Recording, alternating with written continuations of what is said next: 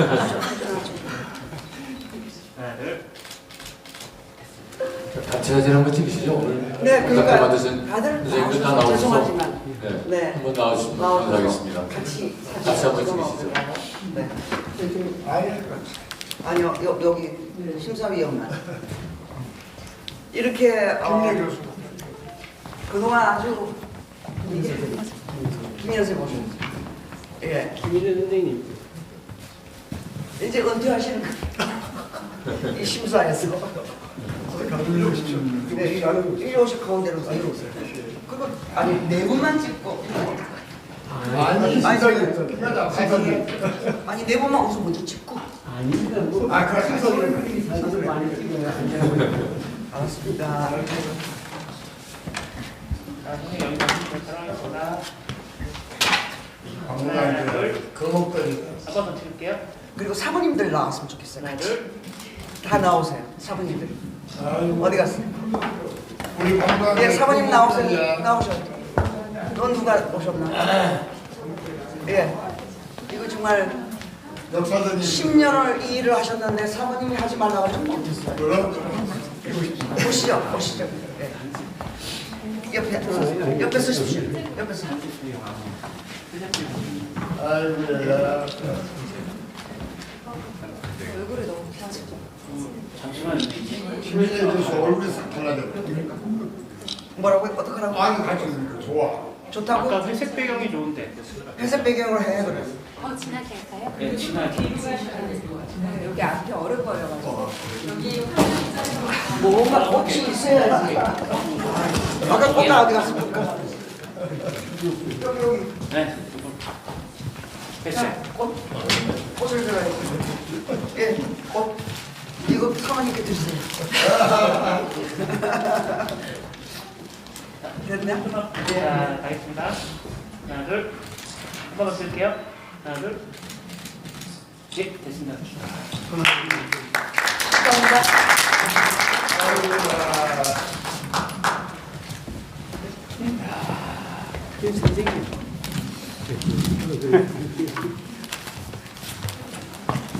네.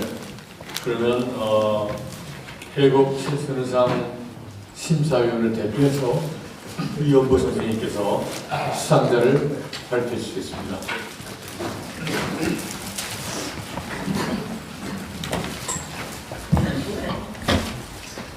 안녕하십니까, 이원복입니다. 보통 특강을 나가나 그러면은 만화가 이원복이 아니라고 저한테 묻는 분들이 많으셨어요. 아니고요, 다릅니다. 제가 해국 선생을 처음 알게 된 것은 불교수고요. 60년대 해국의 주옥같은 수필을 읽었습니다. 그리고 75년도 공채이기를 통해서 박물관에서 선생님을 뵙게 됐으니까 알을 해주시는 50년입니다. 실제 얼굴 뵀는데 제가 들어간 건 내년 50년이니까요. 그리고 마지막 날 그 첫날 밤을 김옥수 선생 그 아들 그 사자인 진화수와 제가 밤을 새웠습니다. 그런 년들이 얽힌 글자인데요. 사실은 오늘 이미 그 내셔널 트러스트 운동을 아주 힘차고 남성보다 더 강한 파워로 이끌어 오시냐고 같이 상을 받았는데 혼자만 빠졌습니다. 심사위원 중에. 제 근상을 그분한테 드려야 하는데 조금 이상합니다. 하여튼 이런 인연 속에서 이 최관장님 때문에 모였고 최관장님 때문에 인생이 달라진 아마 사람들이 이 자리에 모인 것 같습니다.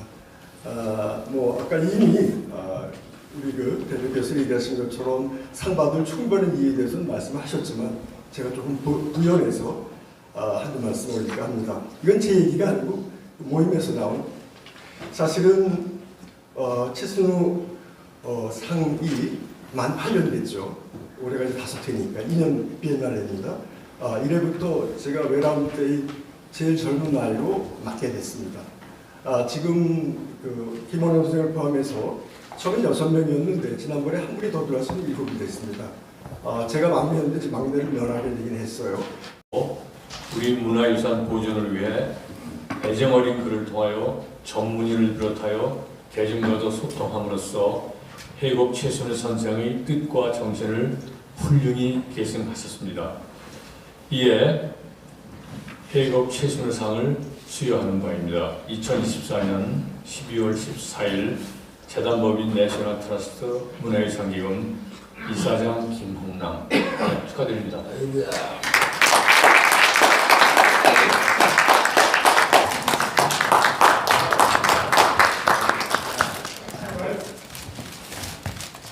꽃 주세요. 여기 이거 여기 저기 집사람 나왔죠? 네, 축하합니다. 같이 쓰겠습니다.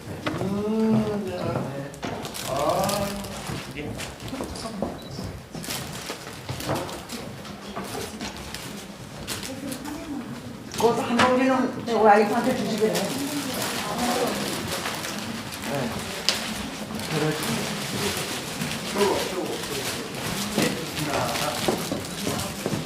미술유산의 역사를 돌이켜보면서 새로운 의미를 성찰하는 그런 기회를 갖게 되어서 제가 뭐 수상한 것도 영광이지만 이런 자리를 갖게 됐다는 것 자체가 너무나 감회가 깊고 저에게는 아주 행운이라고 생각을 합니다. 제가 그 문화유산 보존사 20여 년의 기록들이라고 이렇게 제목을 달았는데 사실 제가 10월 30일 날 그 수상 통보를 받았습니다. 그날 경주 출장이 있었습니다. 경주 국립박물관에서 금명총의 피장자를 둘러싼 심포지움이 열리던 날이어서 출장을 가는 중이었습니다. 그날 날씨가 너무 좋아서 경주 터미널에서 그냥 박물관까지 걸어가는 중에 수상 통보를 받았습니다. 그러면서 이제 수상 통보를 받고 강연을 해달라고 해서 무엇을 할까를 곰곰이 생각했습니다. 그걸 생각하면서 바라보았던 풍경이 바로 지금 보시는 월성의 풍경입니다. 네, 가을녘의 월성은 너무나 눈부시게 아름다웠습니다. 지금 앞쪽에 이제 수수한 풀들이 자라고 있고 그 뒤쪽으로 이제 월성의 풍경이 펼쳐지고 있죠. 월성 해자의 풍경이고요. 이 월성과 해자의 풍경을 걸으면서 저는 곰곰이 생각했습니다. 제가 10년 전에 이 월성과 관련해서도 수차례 이제 보존과 관련된 여러 논란의 기사를 쓴 적이 있었는데, 저희 이번에 수상 사례로도 말씀해 주셨습니다만, 저희 21년 동안의 취재 활동과 기록들은 사실 따지고 보면 문화유산들을 현재 시점에서 새롭게 해석하고 현재 시점에서 나름대로 이용하려는 그런 여러 세력들 그리고 목소리들이 서로 논쟁하고 그러면서도 합의를 도출해온 과정이 아니었나 저는 그런 생각을 했습니다. 그래서 이 월성의 풍경을 보면서 그 생각의 실마리를 잡았는데 제 실마리의 첫 단초는 무엇이었냐면 바로 이것입니다. 보시면 아시겠지만 경주역전 앞에 KTX가 서 있는 모습입니다. 사실 지난 20여 년, 그러니까 거의 30년이죠. 30년 동안 한국 고고미술유산, 문화유산 보존의 기본적인 그 물꼬가 트이게 된 것은 바로 이 KTX 때문이라고 할 수 있습니다. 뭐 아시는 분은 아시겠지만 90년대 초반에 프랑스로부터 이제 기술 이전을 받아서 KTX 고속철 사업을 추진하게 되는데 그 고속철이 경부선 구간 고속철 구간이 경주를 통과되고 있습니다. 그런데 이 경주를 통과했을 때 문화유산 경주의 도시를 직통으로 통과하느냐 우회해서 통과하느냐 이것을 가지고 격렬한 논란이 일어나게 됩니다. 원래 정부안은 당연히 원래대로 경주의 도심 가까이를 통과는 아니었습니다. 그러니까 경주 도심 가까이를 통과하면서 남산 기슭을 거쳐서 울산으로 빠지는 아니었던 것이죠. 자, 이것은 지금 건전적으로 우회하고 있는 신경주역의 모습입니다. 오늘 여러분들께서 너무 많이 이용하고 계시죠? 이것이 이제 과거에 일제강점기에 그 동해 남부선의 일환으로 건설됐던 구경주역의 모습이고 원래대로였다면 이 구경주역과 별로 멀지 않은 곳으로 노선이 통과할 예정이었던 것이죠. 그런데 이런 그 경주 노선을 통과시키려는 그 정부의 그런 계획은 지금 저희 신문이 1995년에 쓴 기사입니다만 북부 무혈환능력 서학 지역을 통과하면서 남산기슭을 통과하는 매우 우악스러운 것이었습니다. 바로 이런 부분들 때문에 여러 시민단체들이 95년, 94년에 잇따라 성명을 발표하고 반대운동에 나서게 되고 문화재위원들도 우려를 제기하게 되는 것이죠. 그리고 그런 결과의 그 일환으로서 결국은 고속철이 경주를 우회하는 것으로 96년에 확정이 됩니다. 그런데 이 당시의 정부의 결정은 여러모로 그 이후에, 그러니까 향후 20년 이후에 우리 한국의 문화재 보존 운동사라든가 문화재 보존 정책에서 하나의 획을 그는 의미를 지니게 됩니다. 그러니까 그 이전에는 박정희 정권 시대나 그리고 이후에 권위주의 정권 시대에는 정부에서 계획을 하면 문화재위원회에서 물론 반대가 없었던 것은 아니지만 거의 정부의 주도로 이제 진행됐던 그런 양상이었는데 바로 이 고속철을 기점으로 해서 여기 이건 뭐 조선일보에 쓴 기사입니다만 이 문화유산, 그러니까 우리 한국의 문화의 어떤 공간적 환경이 중요하다는 이런 그 목소리들, 그리고 문화유산의 현실적인 필요성에 의해서 이 개발 논리, 그 국토개발이라는 그 논리를 확실하게 이겼던 첫 사례로서 이제 기억이 되는 것이죠. 바로 이것을 기점으로 해서 2000년대 이후에 여러 가지 그 논란적인 사태들이 터지고 그 과정에서 이른바 그 문화유산 보존 운동이라든가 그리고 문화유산을 매입해서 시민의 소유로 하는 그런 운동에 싹이 트게 되는 것입니다. 자, 거기에 앞서가지고 2000년에 우리 김홍남 선생님하고 그 다음에 지금 현재 그 서울시립대 국사학과 교수로 있는 신익원 당시 국립문화재연구소 학예사가 2000년 연말을 맞으면서 이 대담을 한 것이 있습니다. 그런데 지금 제가 이거를 검색해서 봤더니 지금 우리가 화두로 삼고 있는 것들, 그러니까 2000년대 초반부터 지금 이어지는 이런 흐름들에 대해서 사실상 예견하는 듯한 그런 이야기들이 펼쳐져 있어서 제가 뒤늦게 이걸 24년 전에 지금 쓴 기사인데 세상 좀 놀라기도 하고 그랬습니다.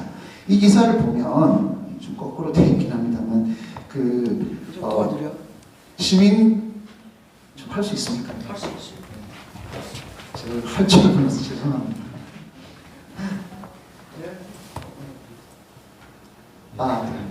이름 되는 거. 죄송합니다. 그때 그 우리 김 선생님도 상당히 좀 젊으셨고 신익원 지금 몇 교수는 년도였지? 2000년입니다. 2000년. 2000년. 예. 24년 전. 그래서 그 당시에 이제 경주 견마장터라든가 그 다음에 이제 풍납터성 미래마을 외환은행터를 이제 사적으로 지정하는 결단들이 있었는데 이와 관련해서 시민단체들의 목소리가 커졌다는 것과 그리고 근대문화유산의 등록제가 시작됐다는 부분들 이런 것들을 고무적으로 생각하면서 이제 제대로 된 활용, 그러니까 보존을 전제로 한 제대로 된 활용에 대해서 이야기를 나누었고 그리고 이제 향후에 그 지역 개발이라든가 그 다음에 지역의 문화유산 정책을 그 나름대로 입안을 할 때 우리 김홍남 선생님께서 그때도 이미 이제 느낌이 있는 청사진을 세워야 된다는 얘기를 하셨었고요. 특히 그동안 배제됐던 근대문화유산이라든가 그리고 이 보존에만 치중하지 않고 활용을 중심으로 한 그 근대 문화유산의 보존에 대해서 이 두 분이 이야기를 나눴는데 지금 그때 두 분이 나눴던 내용들은 이후에 약속이라도 한 것이 차곡차곡 실행이 돼서 지금은 확고한 우리 한국 문화유산 보존 정책의 뼈대가 되었다고 할 수 있죠. 그래서 두 분의 대담은 제 생각으로는 이후의 시대 상황을 예견하신 것이 아닌가 저는 그렇게 생각하고 있습니다. 자, 이제 그 상황에서 이제 잇따라 일어난 사건이 바로 2000년 풍납토성 유적지 불법공사 훼손 사건이죠. 뭐 너무나 잘 아시는 사건입니다. 이 사건 이후에 김대중 대통령이 직접 청와대 회의에서 이 부분에 대해서 그 문화재관리법을 개정하고 지원해야 된다. 그리고 이것을 사적으로 지정하면서 국가가 전면적으로 개입해서 보존하는 첫 선례를 세우게 됩니다. 그런 면에서 이제 풍납토성 이 경당 유적의 훼손 사건은 매우 중요한 하나의 기점이 되었죠. 그리고 저는 그 이후에 이제 이 풍납토성뿐만 아니라 경주의 경마장 건설이라든가 그리고 부여 일대의 난개발 사건에서 현장에서 직접 취재를 해서 기사를 썼습니다. 이것이 이제 23년 전의 일인데 뭐 아시는 것처럼 경주 경마장은 KTX에 이어서 결국 재개발이 무산이 됩니다. 지금 그쪽은 이제 국가 보호구역으로서 지정돼서 보호가 되고 있고 우리 한국 문화유산 보존사에서 하나의 중요한 획을 긋는 하나의 또 다른 사례로서 지금 이제 기억이 되고 있죠. 자, 그 다음으로서 이제 일어나는 것이 이제 덕수궁 대사관입니다. 덕수궁 미국 대사관입니다. 뭐 여기 계신 분들 아시는 분들이 많으실 것입니다. 그런데 의외로 이 당시에 문화재 시민운동이 거두었던 가장 찬란한 성과 중에 하나임에도 불구하고 지금의 젊은 세대나 지금의 시민들 분께서 이 부분의 그 경과에 대해서 기억하시는 분들이 없는 것 같아서 제가 올해 8월 달에 제가 20년 전에 썼던 기사와 그리고 이 시민운동의 의미에 대해서 쓴 기사를 모아서 제가 칼럼으로 한번 정리를 했습니다. 지금 이거를 여러분들께서 보고 계시는데요. 원래 이 덕수궁토에 그 미국 대사관이 들어설 명분이 전혀 없었습니다. 그럼에도 불구하고 들어서게 된 것은 1977년에 그 당시 유신정부 치하의 서울시하고 미국 정부가 밀실협약을 맺어가지고 송현동 땅, 지금 한창 논란이 되는 땅이죠. 송현동 땅과 덕수궁의 옛날 임금님의 어진을 모셨던 선원전투를 교환하는 각서를 체결하고 그 협상을 거의 7, 8년 동안 추진해서 확장을 하면서 문제가 불거지게 된 것입니다. 그런데 이 부분을 아는 사람은 학계에도 별로 없었습니다. 그랬던 것을 2002년, 2003년에 서울시 한 공무원 하계사분입니다. 그분의 공익 제보를 통해서 시민단체의 지금 워싱턴에 가 있죠. 워싱턴 국외 문화재 보호재단 사무소장으로 있는 강임산 씨가 이제 이것을 접수하면서 여러 시민단체들이 연대를 하게 됐고, 여기 물론 그때 우리 김홍남 선생님도 뭐 관여를 어느 정도 하셨죠. 그거 다 기억을 합니다만, 그렇게 해서 2002년, 3년에 아주 치열하게 지금 보시는 것처럼 그 미국 대사관 앞에서도 반대 시위를 하고, 심지어 당시 인기 가수였던 서태지와 아이들의 서태지 컴퍼니 이하의 여러 뮤지션들이 또 찬조 공연까지 하는 이런 전례 없는 시민단체들의 반대운동을 통해서 결국은 2004년에 문화재위원회에서 2005년 초에 문화재위원회에서 이것을 사실상 백지화하는 결정을 내리게 되죠. 물론 이후에도 후속 협상을 통해서 최종적으로 확정되는 것은 2011년입니다만 미국 정부는 결국 사실상 자기들이 거의 끝났다고 생각하고 밀어붙이려고 했던 계획을 한국 시민들의 그런 열성적인 저지 덕분에 덕수궁터의 선언적 영역을 지키게 됩니다. 지금 여러분들께서 보시고 계시는 이 지금 기사의 사진은 올해 여름에 찍은 선언전터의 모습인데, 현재 문화재 국가유산청에서 지금 복원공사를 하고 있습니다. 여기 보면 그 오른쪽 상단에 회화나무가 있는데, 바로 이 덕수궁 선언전터의 그 일제강점기 때부터의 그런 훼손과 순환사, 그리고 시민단체들의 열성적인 저지운동사, 그리고 이후 국가유산청이 나서서 이 덕수궁 선언전터 영역을 복원하고 고종의 길까지 복원하는 것을 지켜본 산증인입니다.